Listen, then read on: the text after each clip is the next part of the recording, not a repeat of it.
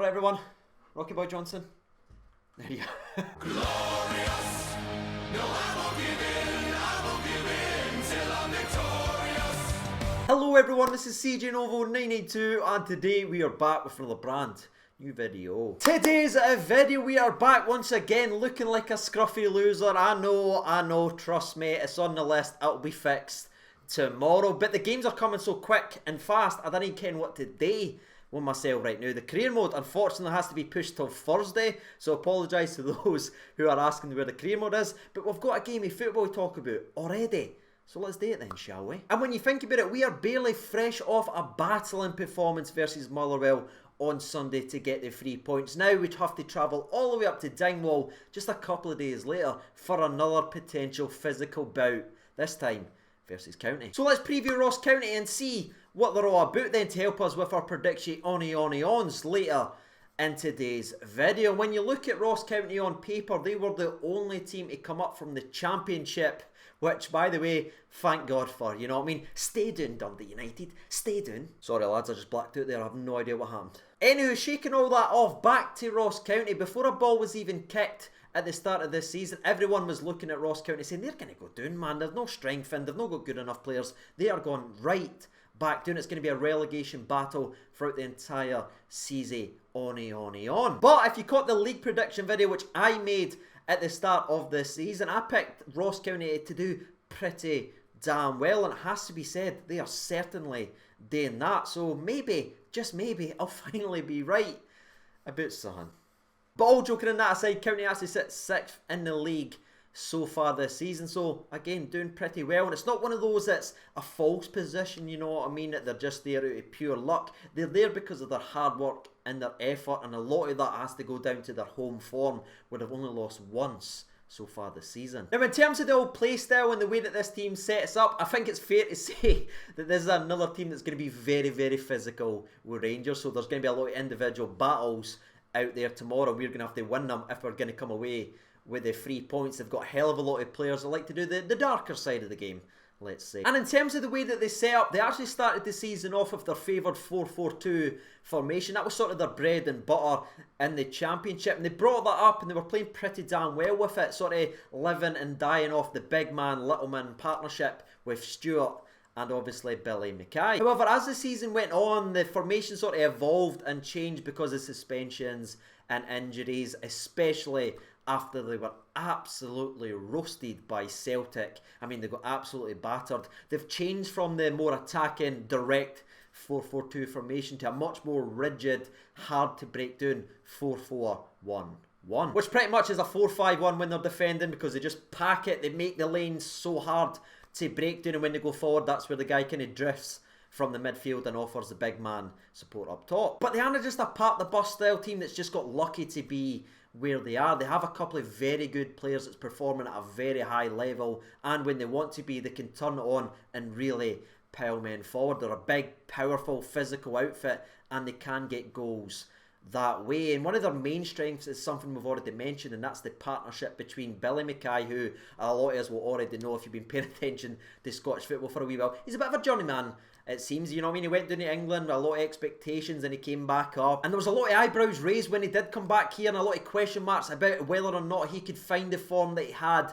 before he left for England. Well, it has to be said, so far in the league, it's going pretty well for him. He's got 14 games under his belt, 5 goals and 4 assists overall. And the very, very impressive Ross Stewart. If you've watched the SPFL show, you've heard me talk about this lad before. He's big, he's powerful, but he can put the ball away, and that shows by his stats. 14 games, 8 goals and 3 assists to boot. And I think it's fair to say that partnership right there has been a pain in the old jacksy to a lot of teams in Scottish football so far this season. However, it needs to be said that Ross Stewart has missed the last couple of games, the last 2 in fact, and as far as I'm aware, as I'm recording today's video, he's expected to miss tomorrow's match versus Rangers as well. And if I'm honest with you, that's pretty much the preview done and dusted for the Ross County side of things. Yes, they are a big physical team, but honestly, they are more than that. They are very dangerous, and we will need to win these individual battles, especially during a short week, if we are going to come away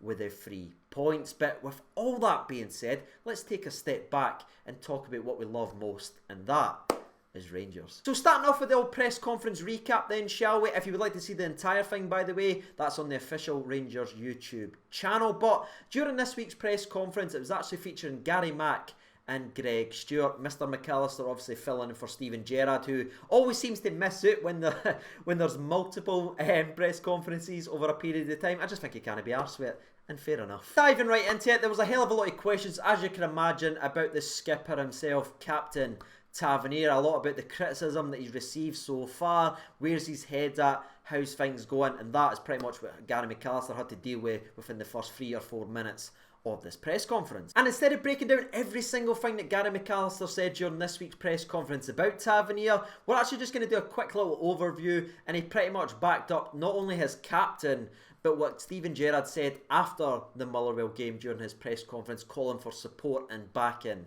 of their captain. And something I think you're going to be very interested in knowing is the fact that Tavernier has actually responded himself, and this is what the skipper has had to say. There is no time to feel down. I am the captain of the club. The gaffer gave me that responsibility and I have got to lead by example. I can't be leading by example if I'm not showing up and not being strong and being positive with the boys. The gaffer and the staff have got belief in me and I have to repay them, the boys, and obviously the fans. This is part of football and you're always going to get criticism. I am a big enough character to deal with it and I know how to deal with it. You are going to expect it when you make mistakes. I am human and I will learn from it. I will come back even stronger. It only thrives me on and makes me stronger and makes me play better. And I've got to be honest with you, I know I'm a bit of a Tav defender and a lot of people give me stick for always backing the captain, but I love the fact that he came out, addressed it and spoke about it. And I know he was pretty bad in the first half versus Motherwell, but if you just look at that second half performance from Tavernier, that is definitely something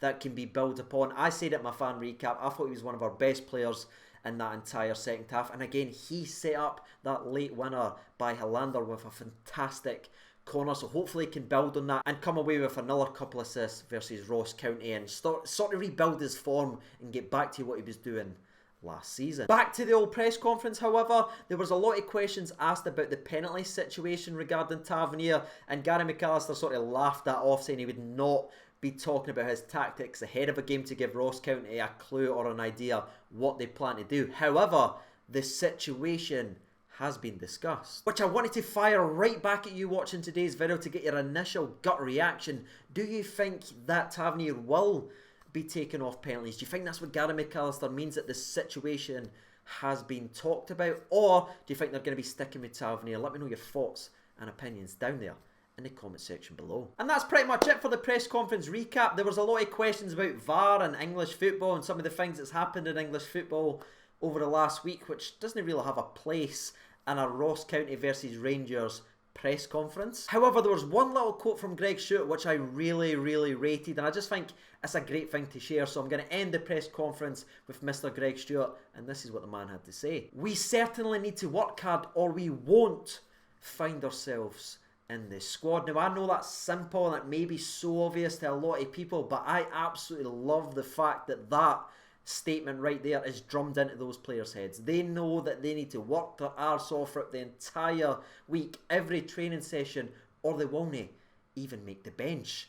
That's the way it should be. Jumping over to the latest team news then, shall we? And we're going to start off with a feel-good story, a pick-me-up, and that's the fact that Jamie Barjonas has signed a new contract at the football club and is now officially changed from a youth player or reserve player to now registered as a first-team player. Now his interview on Rangers TV is absolutely sensational when he actually revealed that he received a WhatsApp from Steven Gerrard asking him if everything was settled with his locker, etc.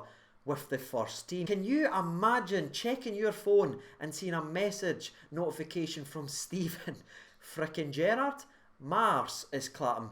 Just thinking about it. Unfortunately, now we have to turn away from the joy of knowing that one of our youngsters has officially been promoted to a first team player, and we need to discuss the fact that Alan McGregor is a doubt for tomorrow's game. Now, if you remember, during the Motherwell game, he took a pretty hefty bump and he's still slightly struggling with that, so it's unclear whether or not he will start in the sticks tomorrow versus Ross County. And getting a knock versus Motherwell is a sort of a running theme because Barker obviously had to get substituted off around about the 40th minute with his shoulder. He is again listed as a doubt for the game tomorrow. There was also a little nugget of information about Ryan Kent, and that's the fact that he is going to be managed carefully because he's obviously just recovered from a hamstring injury, so I'm pretty sure we won't be seeing him start tomorrow versus Ross County, and I don't think we'll see him unless it's an emergency. Jordan Jones remains in the same injury timeline, which is close, but again, no cigar. And for those who enjoy a little bit of Ryan Jack, he is expected to return to the starting 11 tomorrow. And that's it, ladies and gentlemen. That is the press conference, that is the preview,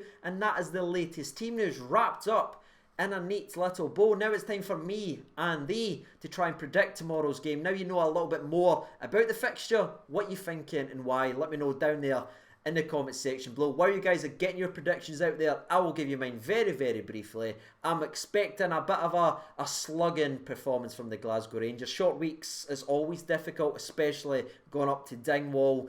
So I'm actually going to predict Rangers 2, Ross County 1. My goal scorers for the game on the Rangers end, by the way, it's going to be Alfredo Morelos. The man is absolutely on form, and I think with the two physical centre-backs, he is going to be picked for this game of football, and I just think he will get a goal. And my second goal of the game, I'm going to back him, Captain Tavernier. Let's do it, son. And now that me and thee have had their say, let's sit back, relax, and hear from the people on Twitter. There's already been 817 votes. Thank you so much for getting involved. 3% votes for the draw, 4% votes for Ross County, but the far and away winner with 94% of the vote is an away win for Rangers. So let's see what the people's had to say then. Peter Ramsey kicks us off with 3-1 to Rangers, Morelos to score 2, and Ryan Kent, so he's predicting Kent to play in this game of football. Philip Ewan McGregor writes in 3-0 Rangers, a Morelos hat-trick. That would be tasty. Stuart Ward writes in 4-1 Rangers, Kent, Katic and Jermaine Defoe with a Morelos goal to boot. Pistol 7892 writes, need the goals, so I'll go for 5-0. We didn't get them at the weekend. A Defoe dirty double, Kent, BB and Stephen frickin' Davis. Cairo Kearney also writes in 3-0 a Morelos hat-trick, so that's the second one we've got so far. Gustav writes in 2-0 to Rangers with Morelos and Tavernier. Ali Moore writes in Rangers to win 3-0, Morelos to only score 2, and Defoe to get the third. Good luck to Rangers. Ollie Lee writes in 5-0 win for Rangers with Defoe getting 2, Morelos, Stewart and Kent all getting 1. I'd absolutely love Greg Stewart to get a goal. He's itching for it. Get one for us tomorrow, mate. Jack Brand writes in 4-0, Buff hat-trick and a Goalton big boy header. Colin Shanks writes in 6-0, Defoe and Morelos hat-trick each. Colin, hope you're right, mate. Stephen also writes in 6-0. That's 2 in a row. If we get another one, I think that means Damien is born. But he writes in Rangers, cheeky, Defoe hat-trick and a BB free kick. John Gibson writes in, accidentally voted Ross County, but I'm saying 3-1 for the famous. Well, that's the whole thing knackered because of you. Appreciate that. And the last one we'll read out, we'll scroll all the way up here, scroll all the way down here, and we'll stop here. And it actually comes from Alex Fergie, and he writes in a nice 8-0. Love you, CJ. Love you too, Alex, and I love that score prediction. So there it is, ladies and gentlemen, boys and girls. You've heard from the people, you've heard from myself. If you haven't done so already, what are you waiting for? It's a midweek game up in Dingwall. What are we saying? But as always, before we wrap up today's video, I need to give a special mention to the legends on the Patreon's account. If you would like to support the channel, as always, link for that is down there in the description below. And I've been CJ Novo92. Thank you so much for watching, and bye.